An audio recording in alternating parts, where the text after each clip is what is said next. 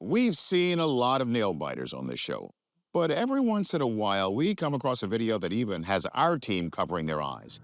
That's exactly what happened when we saw this footage of a caving expedition going from good to bad to worse.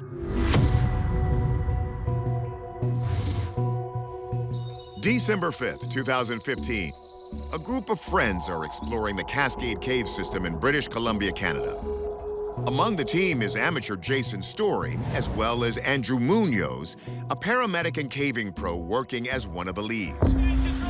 After a full day of exploring the caves, they see the water levels have risen significantly since their descent and decide to head back to the surface. I was cresting over the top of the climb to like a little ledge, and that's when Zach indicates that Jason's in some trouble.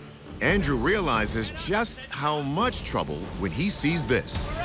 Jason has been swept onto his back by a torrent of water. That blue glove and a narrow glimpse of his head are the only signs he's alive.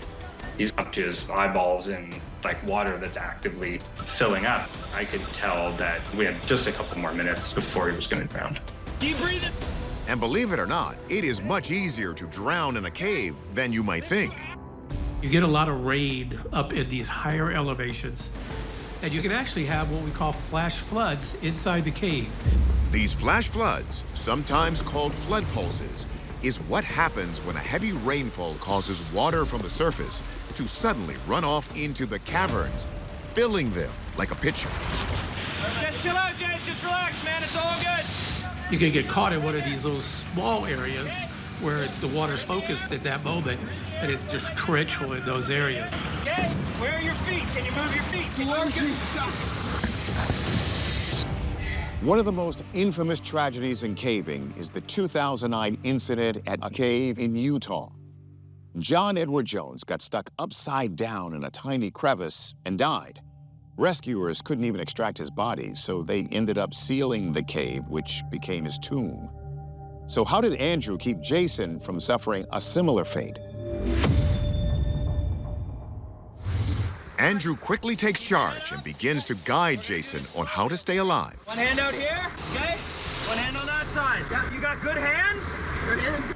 Yeah. Talk to me, dude. You got good hands? Yes.